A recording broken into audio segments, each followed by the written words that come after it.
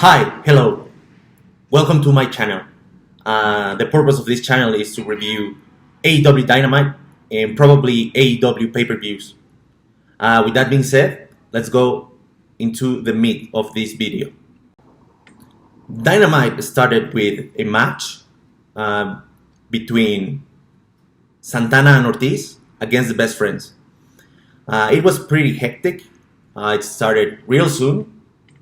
But not necessarily ringing the bell. They were jumped at the start by the Best Friends. It was kind of cool. Eventually they get back into the ring. In the match, it was kind of cool. The spots were the same as we are used to. At the end, the team that won was Santana and Ortiz. For me, that does not seem as a surprise because they've been losing a lot recently. So this makes sense to me, and we can just wait and see what happens next. Next, we got SCU and Private Party against Jurassic Express and the Young Bucks. Then again, all of the teams involved in this match are fantastic, are great. So, this result does not change the fact. Eventually, what happened is that in a sort of heelish way, the Young Bucks forced their hand and managed to get the pinfall, usually being a bit of heel against Jurassic Express. This is relevant because the idea is that on All Out, the next pay-per-view that is happening on Saturday, they'll be facing each other. So, that's cool. I don't necessarily am a fan of Jurassic Express usually being used sort of I don't know if a jobber or something like that, but I don't think they are getting a lot of TV time to really showcase what they're all about. But the match was great. At the end, the Young Bucks were kind of heel, which, it makes sense. For some reason, I'm not a big fan of the Young Bucks. But, we can wait and see. Next up, we got a segment with FTR and Hangman Page and Kenny Omega. The segment started with Hangman Page and FTR. They were kind of trying to make men with him, but it doesn't work that way. They even offered him chalk, which it's like regular chocolate milk, but that was kind of cool. Eventually, Hangman Page come into the ring. Verbally, they were giving him a hard time, so he came out. At the end, he was ready to throw punches, but as Kenny Omega correctly mentioned, that's a big hothead. So he took issue with that. And also, let's be fair, Hangman Adam Page is kind of a hothead. So this angle, for me personally, is working correctly. Honestly, I hope they don't lose the tag team championship. I believe that for that to happen, they could make Kenny Omega a heel also, and with them as champions. I don't know, I find this impressive and it could probably work. Next up, we got one of the weirdest segments on AEW, probably since its inception. The segment was with Taz, Jake the Snake Roberts, and it just went downhill. In concept, it sounds great. But also, I think that Jake the Snake, it's probably missing a bit here. Eddie Kingston came out. He was trying to say things, but he was being interrupted by Jake the Snake Roberts. So he eventually went off script and kind of broke kayfabe, mentioning that he had something to say, but he wasn't letting him to do so. So the segment was weird. Eventually, a lot of wrestlers came into the ring. I mean, that was kind of cool. Eventually, the feud between Ricky Starks and Darby Allin, it feels like it's going to be the centerpiece of this particular match. But honestly, I'm no betting man, but I believe the most likely winner for this would be either Brian Cage or some of the other big guys. So there are, or at least it feels like there's a lot of segments just in this particular segment. For example, the Darby versus Starks and all of the wrestlers that are aligned with Eddie Kingston.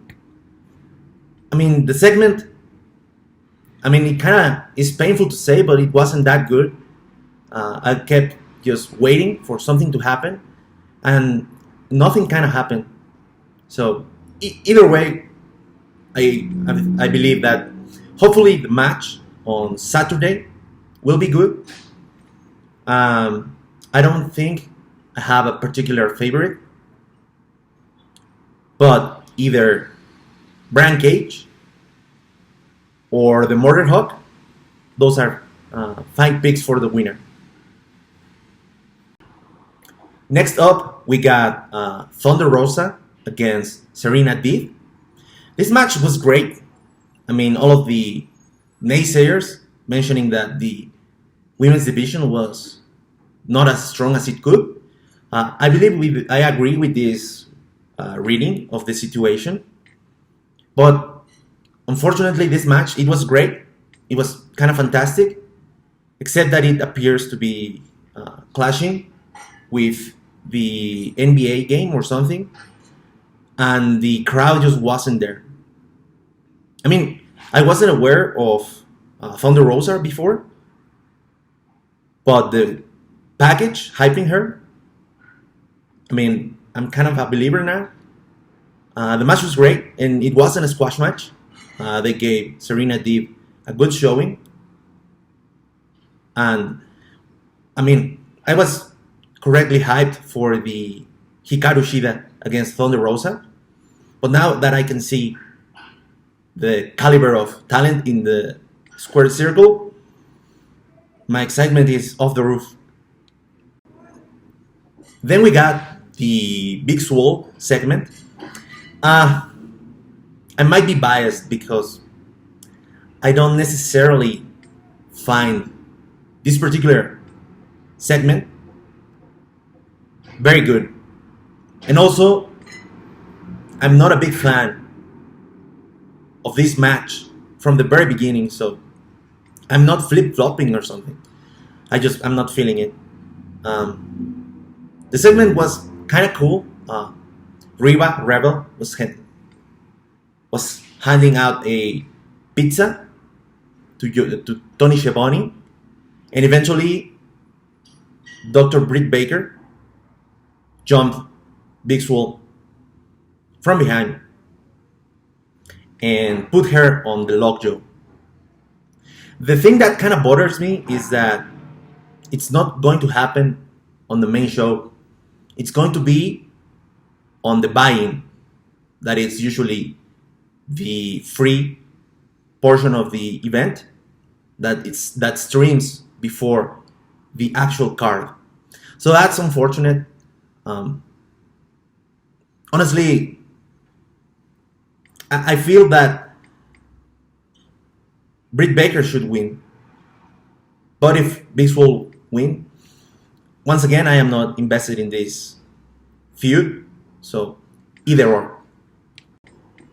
And then we got to the main event, that being Jon Moxley against the Lawyer of MJF, which surprisingly, the match itself wasn't good, but the whole segment, I find it kind of cool. Honestly, prior to this segment, I thought there was no chance in hell for MJF to win. But after this segment, I mean, it could still be the situation. It could be the same. But what I've seen from MJF, I kind of wish they just let him run as AEW champion. I know it's probably not going to happen, and I am not necessarily just giving it a thumbs up, but I don't know, it just makes you wonder. At least for my part, it makes me wonder. So overall, this particular Dynamite, it felt a bit disjointed, which is kind of weird. It's usually a lot more tight. But at the end of the day, it was kind of cool. I think we just need to wait for the ratings. Ratings are not important, but the demographics are a bit more important. Usually that happens on Thursday, so I'll be on the look for that. But either or, I find it relatively cool. And that would be all for my part. I've seen a lot of YouTube, so I am aware that I should ask for likes and for subscriptions and that sort of thing. This being my first video, I don't know if I should, but either way, thanks all for watching.